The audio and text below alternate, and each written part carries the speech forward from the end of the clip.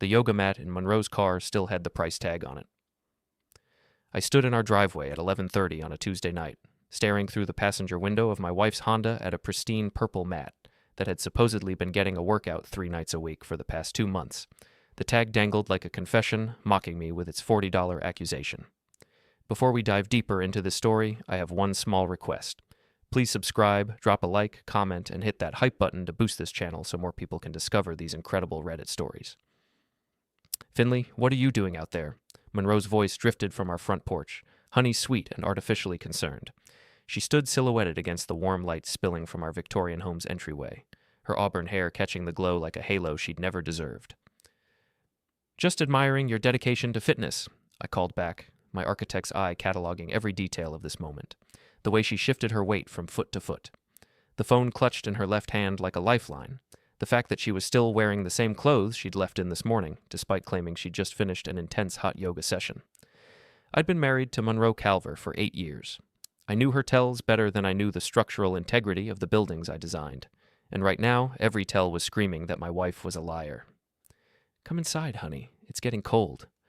She wrapped her arms around herself, playing the part of the concerned wife perfectly. If I hadn't spent the last 3 weeks documenting her lies, I might have bought it. But I had spent those weeks paying attention, really paying attention, for the first time in months, and what I'd discovered would have made a lesser man weep. I walked toward the house, my footsteps echoing off the brick pathway I'd laid myself 2 summers ago. Monroe retreated inside, leaving the door open for me like a spider inviting a fly into her web, except she didn't know I'd already seen the blueprints of her deception. How was yoga? I asked, hanging my jacket on the antique coat rack in our foyer. The house smelled like her perfume, the expensive stuff she claimed to have bought for herself, though I'd never seen a receipt for it. Challenging. Carmen pushed us really hard tonight. She moved toward the kitchen, not meeting my eyes. Carmen, her supposed best friend and yoga instructor, who I'd called an hour ago only to learn that Tuesday night classes had been canceled for the past month due to a plumbing issue. I'm sure she did. I followed her, watching as she busied herself with unnecessary tasks, wiping down already clean counters, reorganizing the fruit bowl, anything to avoid looking at me directly. Did you work on those poses you've been struggling with? Monroe's hand stilled on a perfectly arranged banana. What poses? The ones you mentioned last week. The difficult ones that require so much private instruction. She turned then, her green eyes flashing with something that might have been fear if I didn't know her better. Monroe didn't fear anything. She calculated, manipulated, and maneuvered. Fear was for people with consciences. I don't know what you're talking about, Finley. I think you've been working too many late nights. You're starting to sound paranoid. There it was. The gaslighting, Monroe's favorite weapon, deployed with surgical precision whenever someone got too close to her carefully constructed lies. She'd used it on me for months, making me question my own observations, my own sanity. Not tonight. I pulled out my phone and set it on the granite countertop between us. The screen showed a photograph, Monroe's Honda parked outside the Riverside Motel, her distinctive figure walking hand in hand with a man who definitely wasn't me. Yoga's really improved your flexibility, I said, my voice steady despite the rage burning in my chest, especially your ability to bend the truth.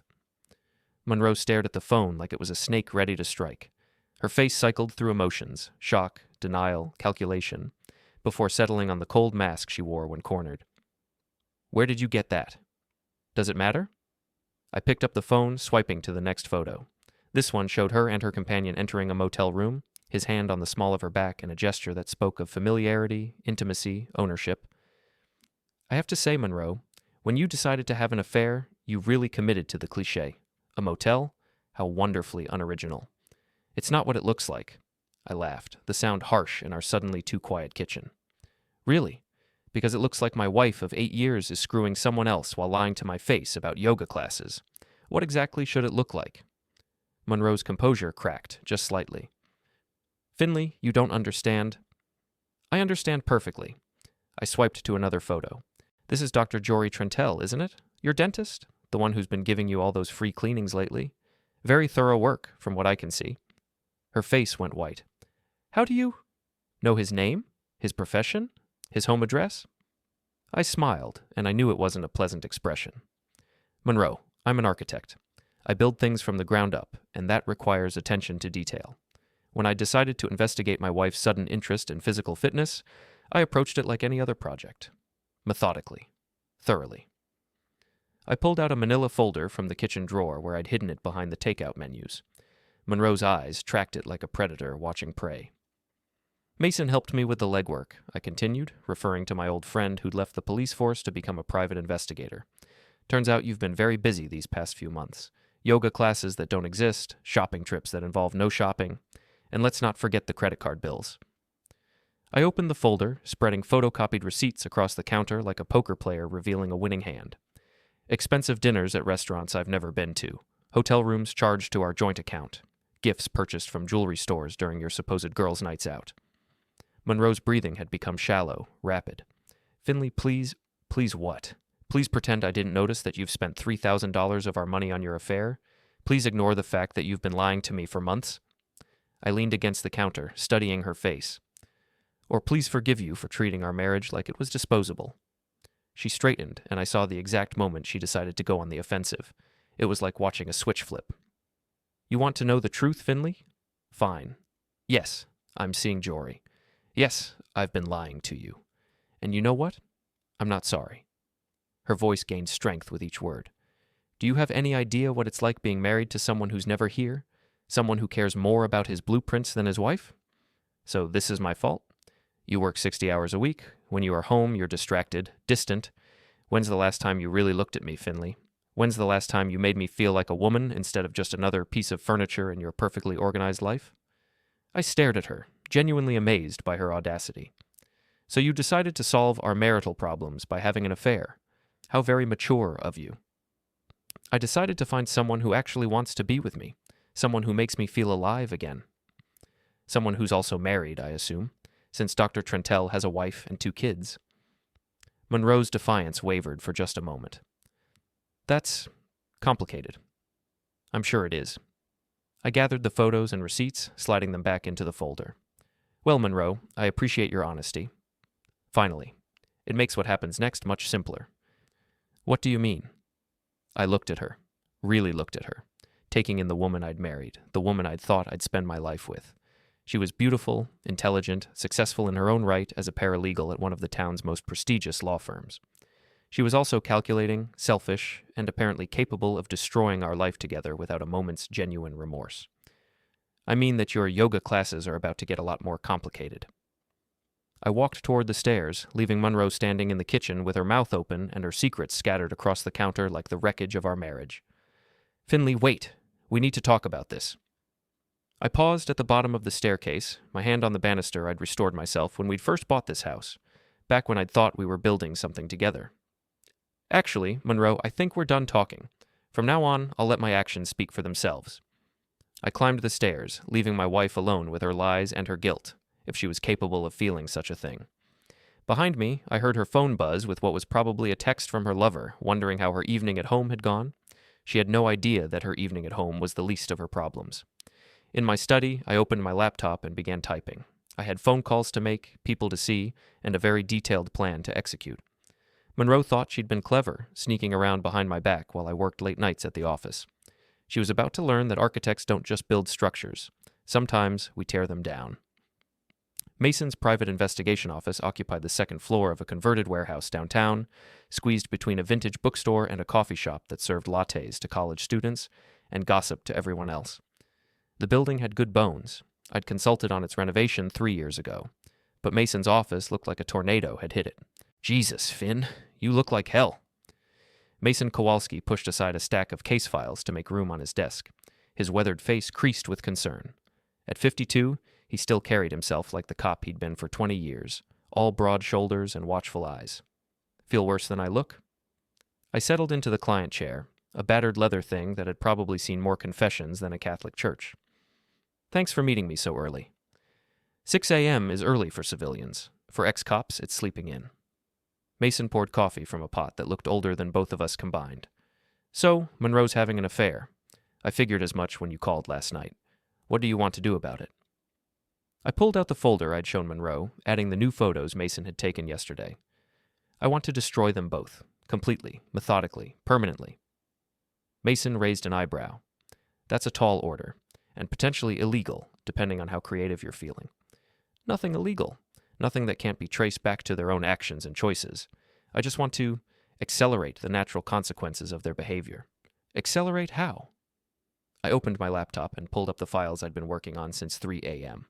Monroe works for Hartley, Brennan & Associates. Conservative law firm, family values, reputation is everything. Her boss, Richard Hartley, is a deacon at St. Mary's and has very strong opinions about moral behavior. And Monroe's been using the firm's resources for personal business. Their computers, their phones, their time. She's been calling Jory from the office, using their internet to book hotel rooms, even having flowers delivered to the firm for their anniversary. Mason whistled low. That's grounds for termination. Gets better. Jory Trentell runs a family dental practice. His wife, Erin, handles the books and the marketing. She's very active in the PTA, the hospital auxiliary, all the social organizations that keep a small-town business thriving. And she has no idea her husband's screwing around. None whatsoever, but she's about to. I turned the laptop toward Mason. Jory's been sloppy. He's used his business credit card for some of their dates, claiming them as client entertainment. He's been leaving early, canceling appointments, lying to his staff about where he's going. Mason leaned back in his chair, a slow smile spreading across his face. You want to burn down their professional lives. I want to give them exactly what they've earned. Monroe betrayed our marriage, our trust, our financial partnership. She's stolen from me, lied to me, and shown me exactly how little I mean to her. Jory helped her do it, knowing full well he was destroying someone else's life. So what's the plan? I pulled out a legal pad covered with notes, diagrams, and timelines. Phase 1 is information gathering. We document everything, every lie, every expense, every moment they've stolen from their families and employers. We build a case that's airtight. Phase 2? We start applying pressure, carefully, strategically. We let their own actions create the consequences. Mason studied my notes, his cop instincts evaluating the plan for legal pitfalls. This is pretty elaborate, Finn. You sure you want to go down this road? Once you start, there's no taking it back. I thought about Monroe's face last night, the cold calculation in her eyes when she'd blame me for her affair, the complete lack of remorse, the casual cruelty of making me complicit in financing my own betrayal. I've never been more sure of anything in my life. All right, then. Mason stood, grabbing his jacket from a hook behind his desk. Let's go ruin some lives. Our first stop was the Riverside Motel, a rundown establishment that catered to travelers on a budget and locals with secrets to hide. The manager, a thin man with nervous eyes and nicotine-stained fingers, was surprisingly cooperative once Mason flashed his investigator's license and mentioned potential insurance fraud. Yeah, I remember them, he said, pulling up records on an ancient computer. Room 237, usually Tuesday and Thursday nights. Always paid cash, always left early. The woman was real particular about privacy. How long have they been coming here? I asked. Started about 3 months ago, maybe longer. Time kind of runs together in this business, you know? Mason slid a 20 across the counter. We might need copies of those records for the insurance investigation. I never saw you, and we never had this conversation. Understood. Outside, I breathed deeply, trying to settle the rage that had been building since last night. 3 months. She's been lying to my face for 3 months. Focus on the end game, Finn. Anger makes people sloppy, and we can't afford to be sloppy. Our next stop was Jory's dental practice, a modern building in the professional complex near the hospital. We didn't go inside, that would come later, but Mason took photos of the parking lot, the building directory, the business hours posted on the door. Nice setup, Mason observed. Family practice, good location, probably pulling in decent money. Lot to lose if word gets out that the good doctor's been playing around. Especially in a town this size. Everyone knows everyone, and gossip travels faster than the internet. We drove past Monroe's law firm next, a stately brick building that had housed Hartley, Brennan & Associates for 30 years. I knew the building well. I'd designed the renovations they'd done 5 years ago, back when Monroe and I had still been happy. Or at least, back when I'd thought we were happy. Conservative outfit, Mason noted, studying the brass nameplate and the American flag hanging from the second-story window. Old school values, old school money. They're not going to appreciate an employee who brings scandal to their door. Richard Hartley's been talking about making Monroe a junior partner. She's been working toward it for 2 years. Not anymore. We spent the rest of the morning driving around town, mapping out locations, timing routes, identifying the places where Monroe and Jory's two worlds intersected. It was methodical work, the kind of detailed planning I'd done for construction projects, except this time I was building a trap instead of a building. At noon, we stopped at Mickey's Tavern, a local dive that served as the unofficial information exchange for half the town. The lunch crowd was already in full swing: construction workers, shop owners, retirees with nothing better to do than nurse beers and trade gossip. Finley Varlin, Barb's voice cut through the ambient noise like a buzzsaw. My older sister waved from a corner booth, her platinum blonde hair catching the neon light from the beer signs. "Get your ass over here." Barb worked as a dispatcher for the county sheriff's department, which made her privy to more local drama than a soap opera writer. She was also one of the few people who'd never been charmed by Monroe's carefully constructed facade. "You look like someone pissed in your cornflakes," she said as Mason and I slid into the booth across from her. "What's got you so twisted up?" "Monroe's having an affair." Barb's expression didn't change, but her eyes hardened. "With who?" "Dr. Jory Trentell." "That smug bastard. Christ, Finn, I'm sorry, but I can't say I'm surprised." "You're not?" "Monroe's always been ambitious, and not particularly loyal. Remember when she threw Janet under the bus at the law firm to get that promotion?" I did remember. Janet had been Monroe's friend and colleague until a partnership position opened up. Monroe had systematically undermined Janet's cases, spread rumors about her competence, and ultimately gotten her fired. At the time, Monroe had convinced me it was just office politics. "She's been playing this game longer than you realized," Mason said quietly. "This affair might be new, but the pattern isn't." Barb nodded. "What are you going to do about it?" "We're going to give Monroe and her boyfriend exactly what they deserve." "Need any help?" I looked at my sister, taking in her eager expression and the gleam in her eyes that meant trouble for someone. Barb had never liked Monroe, but she'd kept her opinions to herself for the sake of family peace. Now that the gloves were off, she was ready to throw punches. "Actually, yes. I need to know everything you can find out about both of them.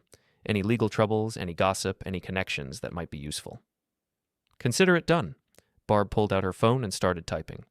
"I'll put out some feelers, see what shakes loose. This town's got more secrets than a government archive, and most of them end up crossing my desk eventually." We spent another hour at Mickey's, planning and strategizing while the lunch crowd ebbed and flowed around us. By the time we left, I had a clearer picture of what needed to happen and when. Phase 1 was nearly complete. Soon it would be time for Phase 2, and Monroe had no idea what was coming. The first crack in Monroe's facade appeared on Thursday morning. I was in my home office, supposedly working on blueprints for a new commercial project, when I heard her phone ring downstairs. Her voice carried up through the old house's heating vents. A design flaw I'd never bothered to fix because I'd liked being able to hear her moving around the house when I worked late. Now it felt like surveillance. "What do you mean someone called asking questions?" Monroe's voice was sharp, stressed. "What kind of questions?" I moved closer to the heating vent, not bothering to feel guilty about eavesdropping on my cheating wife. "No, Jory, I don't know who it could have been. Did they give a name?" A pause. "Insurance investigation?" "That doesn't make any sense." I smiled. Mason had been busy yesterday afternoon, making calls to Jory's office under various pretexts. Nothing actionable, nothing that could be traced back to us, just enough to make the good doctor nervous. "We need to be more careful," Monroe continued. "Maybe we should take a break from the motel for a while." Another pause, longer this time. "I don't care if you've already paid for tonight. Something feels wrong about this." I heard footsteps on the hardwood floor below, the sound of Monroe pacing while she talked. She always paced when she was anxious. "Fine, but if anyone else calls asking questions, we're done. I can't afford to have this blow up right now. Richard's supposed to announce the new partner next month." The call ended, and I heard Monroe's footsteps heading toward the kitchen. I gave her a few minutes, then made my way downstairs, making enough noise on the old wooden steps to announce my presence. "Morning," I said, pouring myself coffee from the pot she'd made. "You're up early for a Thursday." "Couldn't sleep." She didn't look at me, focusing instead on her phone as she scrolled through what looked like work emails.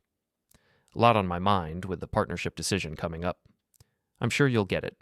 You've certainly been putting in the extra hours lately." Monroe's thumb stopped moving on her phone screen. "What's that supposed to mean?"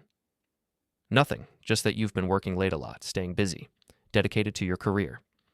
I sipped my coffee, watching her over the rim of my mug. "Richard Hartley appreciates that kind of commitment." "He does." Her voice was cautious now, like she was trying to figure out if my words had hidden meaning. They did, but she'd find out soon enough. My phone buzzed with a text from Mason. "Package delivered. ETA on fireworks. 2 hours." I finished my coffee and grabbed my jacket. "I've got a site inspection this morning. Probably won't be back until late." Okay. Monroe was already back to her phone, but I could see the tension in her shoulders, the way she held herself when she was worried about something. She should be worried. I drove to the construction site where my latest project was taking shape, a small office building that would house 3 businesses when completed. The work was on schedule, the crews were competent, and the clients were happy. It felt good to be building something instead of tearing it down. My phone rang at 10:30. Finley? It's Monroe. Her voice was tight, controlled, but I could hear the panic underneath. I need to ask you something, and I need you to be honest with me. I'm always honest with you, Monroe. It's one of the differences between us. She ignored the barb. Did you send anything to my office? Any packages or letters or anything? Why would I send something to your office? Someone delivered a manila envelope to Richard this morning. No return address, no delivery service logo, just my name written on the outside. What was in it? I don't know. Richard called me into his office, showed me the envelope, and asked if I knew anything about it. When I said no, he told me to go back to work and that we'd discuss it later. I could picture the scene. Monroe sitting across from Richard Hartley's massive oak desk, trying to look innocent while her boss studied whatever evidence Mason had compiled. Photos of her and Jory at the motel, copies of the credit card receipts, phone records showing calls to Jory's office during work hours. That's strange, I said. What do you think it could be? I don't know, but I have a bad feeling about it. I'm sure it's nothing. Probably just some client documentation that got misfiled. Finley. Her voice dropped to a whisper. If you did this, if you sent something to my boss, you need to tell me right now. My career is on the line here. Monroe, I'm standing on a construction site talking to you on my phone. I have no idea what you're talking about, and I'm a little concerned that you'd think I'd try to sabotage your career. It wasn't technically a lie. I hadn't sent the package. Mason had, and I wasn't trying to sabotage her career so much as I was letting her own actions catch up with her. I have to go, she said. Richard wants to see me again at 2. The line went silent. I called Mason. How'd it go? Like clockwork. I had a courier service deliver the package at 9 a.m., addressed to Richard Hartley personally. Inside was everything we discussed. Photos, receipts, phone records, and a note explaining that the materials were provided by a concerned citizen who felt Mr. Hartley should be aware of his employees' use of company resources for personal matters. Anonymous? Completely. The courier service has no record of who paid for the delivery. It was handled through a third party, cash payment, no names. Even if they investigate, it'll come to a halt at a P.O. box that no longer exists. What do you think Hartley will do? If he's half the straight arrow you described, he'll have no choice but to fire her. Using company resources for an extramarital affair? That's a lawsuit waiting to happen. No law firm can afford that kind of liability.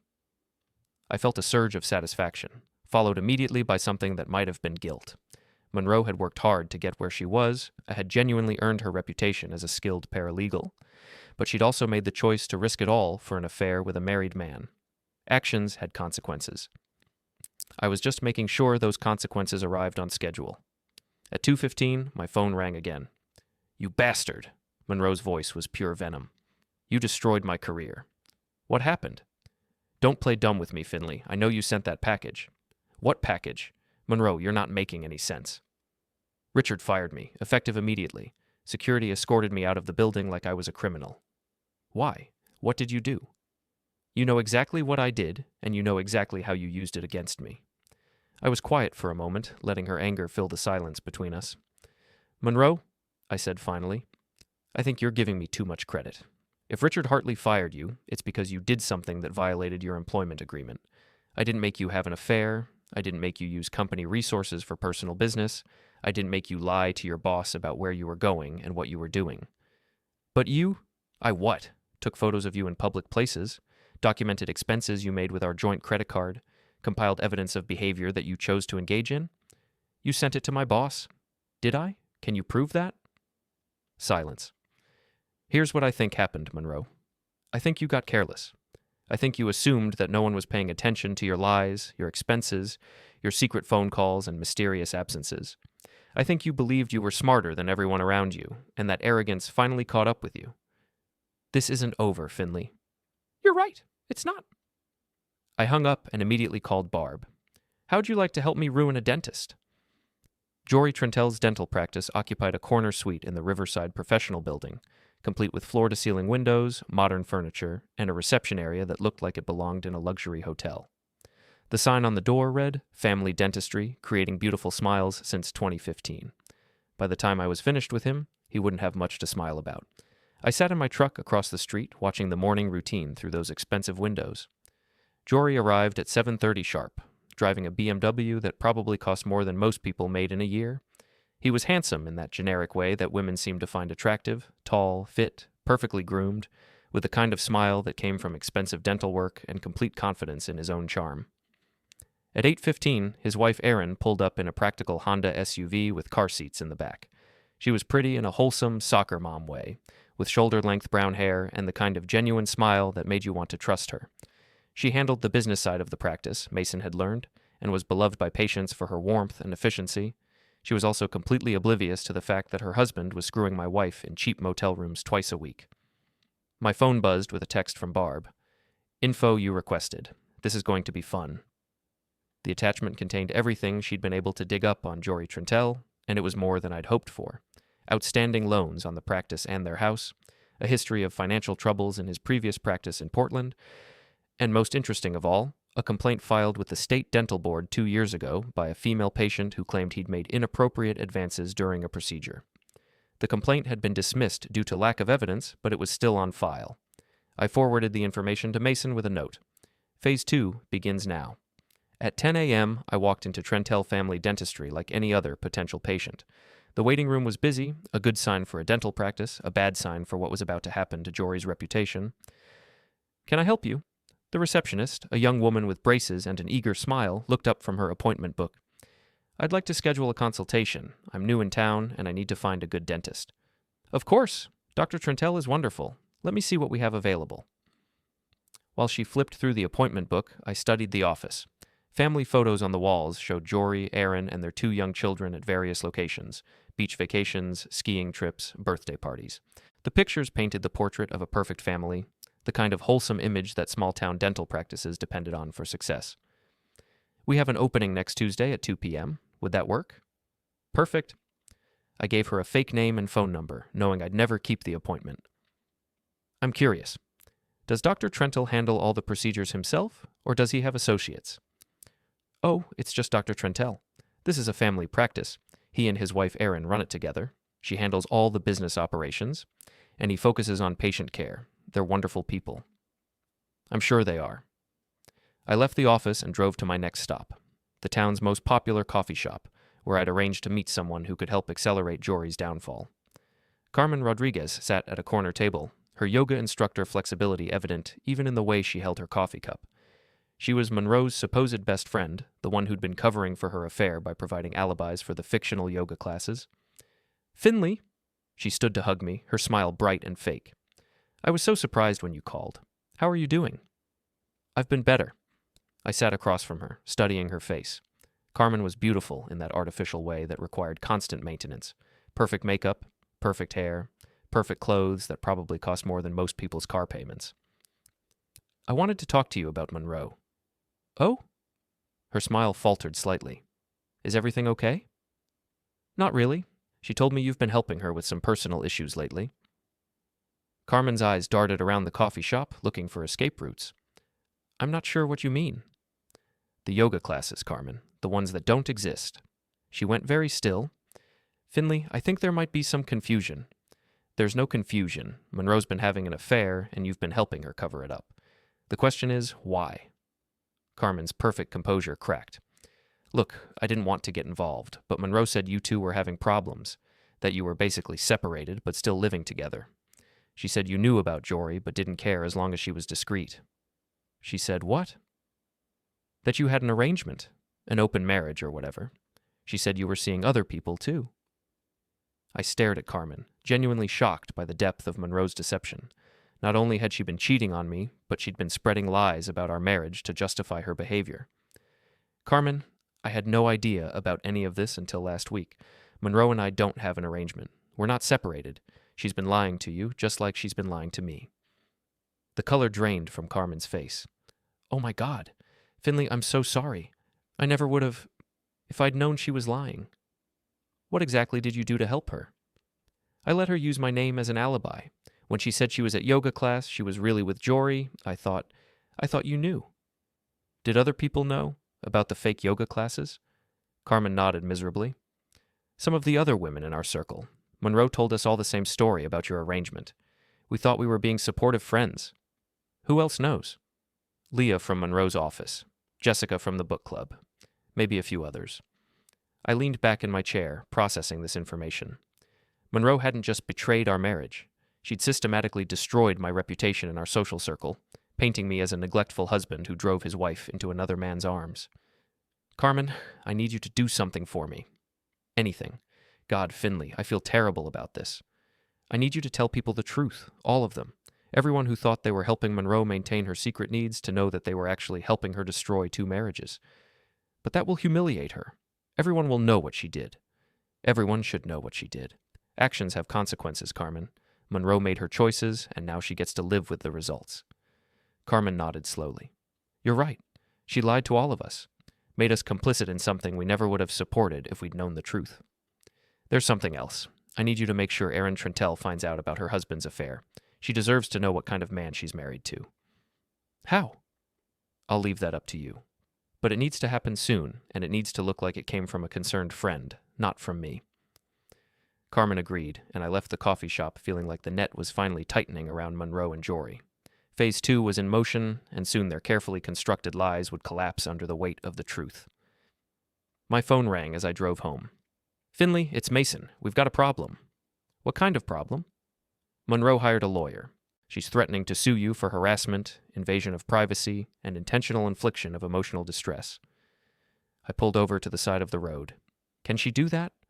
She can try, but she'd have to prove that you did something illegal, and everything we've done so far has been perfectly legal. Taking photos in public places, compiling information from public records, even sending that package to her boss, none of it crosses any legal lines. So what's her endgame? Probably trying to scare you into backing off, or maybe she's hoping to create enough legal noise to distract from her own behavior. That's not going to happen. I figured as much. But Finn, we need to be extra careful from here on out. Any mistakes now could give her the ammunition she needs to cause real problems. Understood. How's the Jory situation developing? Right on schedule. I've got a friend at the state dental board who's going to take another look at that old complaint, especially if new evidence suggests a pattern of behavior, and I may have mentioned to a few people that Dr. Trentell's been having some interesting conversations with married women at the Riverside Motel. How long before it reaches Erin? I'd say by tomorrow afternoon the whole town will know. Small communities don't keep secrets very well, especially juicy ones like this. I hung up and drove home, where I found Monroe waiting for me in the living room. She was dressed in her best suit, the one she wore to court appearances and important meetings. Her makeup was perfect, her hair styled, her posture confident. She looked like she was preparing for war. We need to talk, she said. I'm listening. This ends now, Finley. Whatever game you're playing, whatever revenge fantasy you're living out, it stops today. I'm not playing any games, Monroe. I'm just letting the truth catch up with both of you. The truth? She laughed, but there was no humor in it. The truth is that you're a vindictive, controlling man who can't accept that his wife found happiness with someone else. The truth is that you're a lying, cheating thief who destroyed our marriage and tried to make me pay for it. Literally. I've hired a lawyer, Finley. David Chen is the best family attorney in the state, and he's going to destroy you if you don't stop this harassment campaign. What harassment? I haven't contacted you except to respond to your calls. I haven't threatened you or Jory. I haven't done anything except document the truth about your behavior. You sent those photos to my boss. Prove it. Monroe's composure slipped just for a moment. I know it was you. Knowing and proving are 2 different things. You should understand that, being a paralegal and all. Oh wait, you were a paralegal. Now you're unemployed. You bastard. I'm the bastard?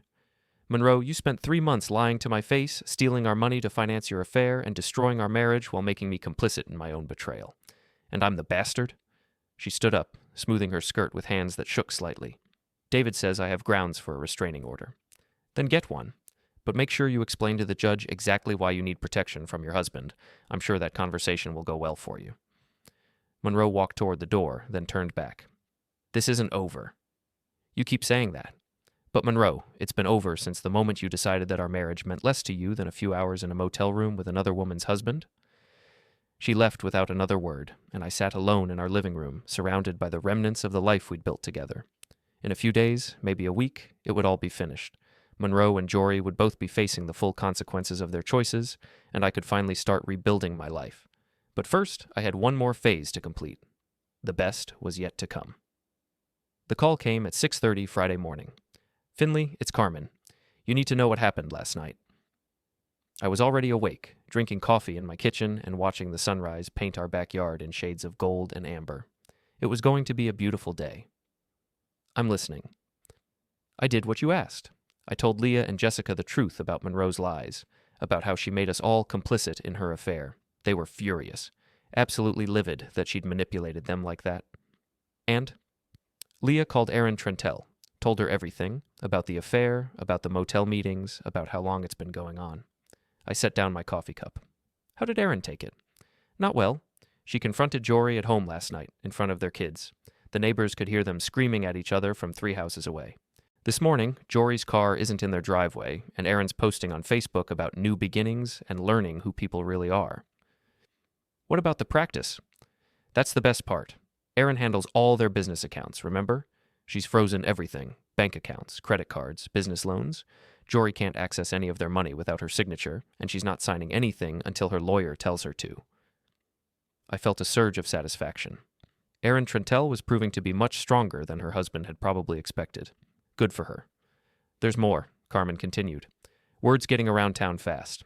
The coffee shop was buzzing with gossip this morning. Everyone's talking about the dentist who threw away his family for an affair with a paralegal who got fired for stealing from her law firm. How's Monroe handling the attention?" "She's not. Jessica saw her at the grocery store last night, and she looked like hell. Apparently she tried to buy wine with a credit card that got declined. Had to put the bottles back and leave empty-handed." After Carmen hung up, I sat in my kitchen and tried to feel something other than grim satisfaction. Monroe and Jory were facing the consequences of their choices exactly as I'd planned.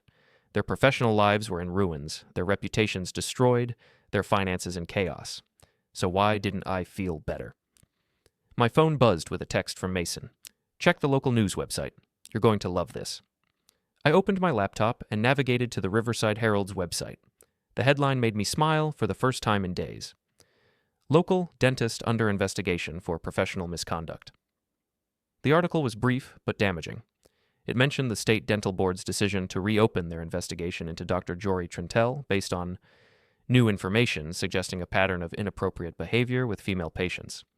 It also noted that his practice had been temporarily suspended, pending the outcome of the investigation. The comments section was even better. Dozens of people sharing their own experiences with Jory, questioning his professionalism, speculating about his personal life. A few defended him, but they were vastly outnumbered by those eager to share gossip and express their shock at the scandal. My phone rang. Monroe. "Are you happy now?" Her voice was hoarse, like she'd been crying or screaming, maybe both. "I'm getting there. Jory's practice is ruined. His wife kicked him out. His kids won't even look at him. That's unfortunate. What does any of that have to do with me? You know exactly what it has to do with you. You orchestrated all of this."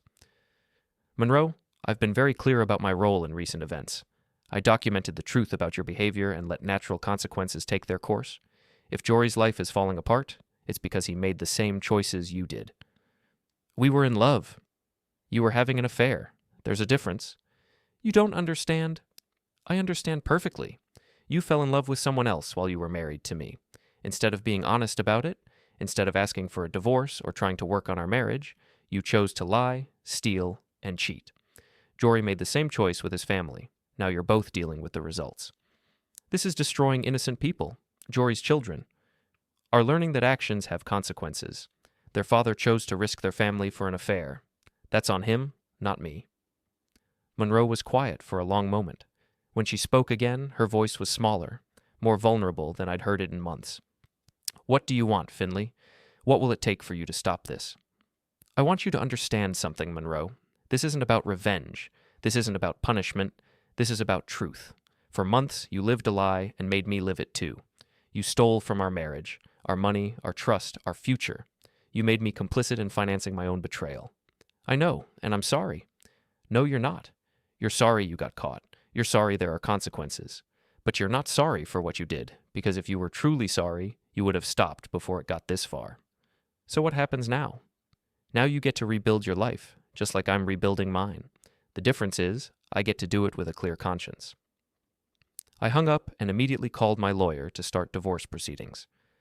That afternoon, I drove to Mickey's Tavern to meet Barb and Mason for what felt like a victory celebration. The lunch crowd was bigger than usual, probably because everyone wanted to be where the gossip was flowing freely. Jesus, Finn, you really did it. Barb raised her beer in a toast. Monroe and her boyfriend are the talk of the town. I haven't seen a scandal this good since the mayor got caught embezzling from the Christmas fund. It's not over yet, Mason said. Jory's still fighting the dental board investigation, and Monroe's lawyer is still making noise about harassment charges. Let them fight, I said. Everything we did was legal and documented. They can't prove harassment when all we did was reveal the truth about their own behavior. What about Monroe? Any word on what she's planning to do next? She's staying with her sister in Portland while she looks for a new job. Apparently her reputation in the legal community here is pretty much destroyed. And Jory? Living in a studio apartment above the hardware store. His practice is finished, his marriage is over, and his kids won't talk to him. Aaron's filing for divorce and asking for full custody. Barb shook her head. Play with fire. Get burned. I don't feel sorry for either of them. I almost do, I admitted. Almost. Then I remember how Monroe looked me in the eye and lied for 3 months, and the sympathy disappears. What's next for you? Mason asked. I'm thinking about expanding the business, maybe hiring an associate, taking on bigger projects. I've got some ideas for commercial developments that could really help the town grow. Building instead of tearing down? Something like that. We spent another hour at Mickey's, talking about everything except Monroe and Jory. It felt good to focus on the future instead of the wreckage of the past. As I drove home that evening, I passed the Riverside Professional Building where Jory's practice had been. The windows were dark, and a for lease sign hung in the door. 6 months ago, it had been a thriving business. Now it was just another empty storefront, a casualty of one man's poor choices. I also drove past the law firm where Monroe had worked. The lights were on, business was continuing as usual, but Monroe's parking space was occupied by someone else's car. Life moved on, with or without her. At home, I sat in my study and looked around at the space that had been my refuge during the worst days of discovering Monroe's betrayal. The walls were covered with architectural drawings, photos of completed projects, awards, and certifications I'd earned over the years. This was who I was, a builder, a creator, someone who took raw materials and turned them into something useful and lasting. Monroe had tried to make me into something else, a victim, a fool, a man who would quietly accept betrayal and finance his own humiliation. She'd been wrong about that. My phone buzzed with a final text from Mason. Jory just left town, packed his car, and drove away about an hour ago. Word is he's heading back to Portland to stay with his brother. I typed back, good. He can start over somewhere else. What about Monroe? What about her? You won? I looked around my study, at the evidence of a career built on hard work and integrity, at the home I'd restored with my own hands, at the life I was ready to rebuild on my own terms. Yeah, I typed back. I won. But as I turned off the lights and headed upstairs to bed, I realized that winning felt different than I'd expected. There was satisfaction, yes, and a sense of justice served. But there was also sadness for what had been lost, and a recognition that some victories came at a cost that couldn't be calculated in dollars or measured in revenge. Monroe and Jory had destroyed their own lives through their choices. I'd simply made sure those choices had consequences. Sometimes that was enough. Sometimes it had to be. 3 weeks after Jory fled town, Monroe made her last stand.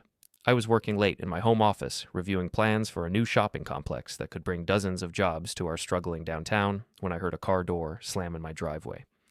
Through the window, I saw Monroe walking toward the house with determined steps and fire in her eyes. She still had her key. I heard the front door open, heard her heels clicking across the hardwood floors I'd refinished myself during happier times. She appeared in my office doorway looking like a woman who'd been through hell, thinner than before, her clothes expensive but wrinkled, her makeup perfect but unable to hide the exhaustion in her eyes. We need to talk, she said. Hello to you too, Monroe. How's Portland treating you? Like shit, thanks for asking. She moved into the room without invitation, settling into the chair across from my desk like she still belonged here. I can't find work. Every law firm in the state has heard about what happened at Hartley, Brennan & Associates. My reputation is destroyed. That's unfortunate. What does it have to do with me? You know exactly what it has to do with you. She leaned forward, her green eyes blazing with anger and desperation. You systematically destroyed my career, my relationship, my entire life. And for what? Because I fell in love with someone else? Because you lied to me for 3 months while stealing our money to finance your affair with a married man. Because you made me complicit in my own betrayal. Because when I confronted you about it, you showed no remorse whatsoever. So you decided to ruin me. I decided to let the truth catch up with you. There's a difference. Monroe laughed, but it was a bitter sound. The truth? You want to talk about truth, Finley? Here's some truth for you. Our marriage was over long before I met Jory. You were never here, never present, never engaged with anything except your precious buildings and your perfect plans. So you cheated instead of talking to me about it. I tried talking to you. For months, I tried to get your attention, tried to make you see that I was drowning in this perfect little life you'd built for us, but you were too busy with your blueprints to notice that your wife was disappearing. I studied her face, looking for signs of the woman I'd married 8 years ago. She was still there, underneath the anger and desperation, but changed in ways that couldn't be undone. You're right, I said finally. I wasn't paying attention. I was working too much, focusing on my career instead of our marriage. I take responsibility for that. Monroe blinked, clearly not expecting agreement. You do? Absolutely. I failed as a husband in some important ways. But Monroe, the solution to marital problems isn't having an affair. It's counseling, or separation, or divorce. It's honest conversation about what's not working and what needs to change. I know that now. Do you? Because 3 weeks ago, when I confronted you about Jory, you blamed me for your affair. You showed no remorse, no acknowledgement that you'd done anything wrong. You made it clear that you thought I deserved what you did to me.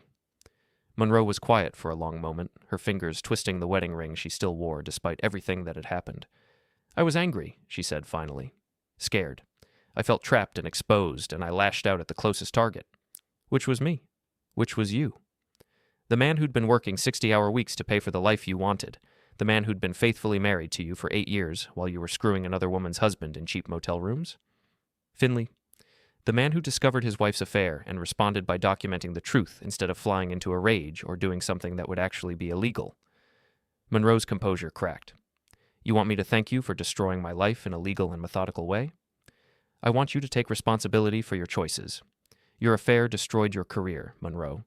Your lies destroyed your friendships. Your betrayal destroyed our marriage. I didn't do any of that. I just made sure there were consequences. And what about Jory? Did he deserve to lose his children? Jory made the same choices you did. He risked his family for an affair, and he lost. His children didn't deserve to have their family destroyed, but that's on him, not me. Monroe stood up and walked to the window, looking out at the backyard where we'd once talked about planting a garden, maybe adding a deck, possibly building a life together that would last. I loved him, she said quietly. I'm sure you did. But love doesn't justify betrayal, Monroe. Love doesn't make lying acceptable or theft forgivable. So what happens now? You get your revenge, and I get to start over with nothing? You get to start over with exactly what you earned through your choices, just like I do. She turned back to me, and for a moment, I saw a flicker of the woman I'd married. Vulnerable, uncertain, human. I am sorry, Finley. For what it's worth, I'm sorry for how I handled everything. I'm sorry for lying to you, for stealing from you, for making you feel like our marriage meant nothing to me. Thank you for saying that. Does it change anything? I looked at her standing in my office, surrounded by the evidence of a career built on integrity and hard work, in a house I'd restored with my own hands, asking for forgiveness that had come too late to matter. No, I said, it doesn't. Monroe nodded, like she'd expected that answer. The divorce papers? My lawyer will have them ready next week. I'm not asking for alimony, and I'm not trying to take anything that's legitimately yours. I just want this to be over. What about the house? I'm buying out your half. You'll get a fair settlement, enough to start over somewhere else. Somewhere else? Monroe, you can't stay here. This town will never forget what you did, and frankly, I don't want the constant reminder of our marriage walking around downtown every day. She flinched like I'd slapped her, but she didn't argue. We both knew I was right. Where will I go? That's not my problem anymore. Monroe walked toward the office door, then paused. For what it's worth, Finley, you would have made someone a good husband, just not me.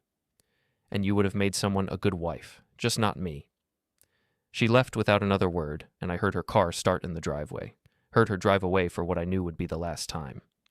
I sat alone in my office, surrounded by plans for buildings that would outlast both of us, and tried to figure out how I felt. Relieved mostly, sad but not devastated. Ready to move forward, but not sure what forward looked like yet. My phone rang. Barb. I just saw Monroe's car leaving. Everything okay? Everything's fine. She came to say goodbye. And now it's really over. Good. You want to come to Mickey's? Mason's here, and we're celebrating the fact that you survived marriage to a sociopath. Monroe's not a sociopath.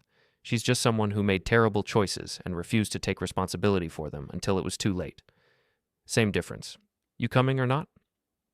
I looked around my office one more time, at the drawings and plans and photographs that represented 20 years of building things that mattered. Tomorrow, I'd start working on the shopping complex that could revitalize our downtown. Next month, I'd finish the divorce and officially close the book on my marriage to Monroe. And someday, maybe sooner than I expected, I'd be ready to build something new. Yeah, I told Barb. I'm coming. Yeah, I turned off the lights, locked the house, and drove toward Mickey's Tavern, where my real family was waiting with beer and friendship and the kind of loyalty that couldn't be bought or betrayed. Behind me, the house sat empty but not abandoned, damaged but not destroyed, ready to be home to whatever came next, just like me.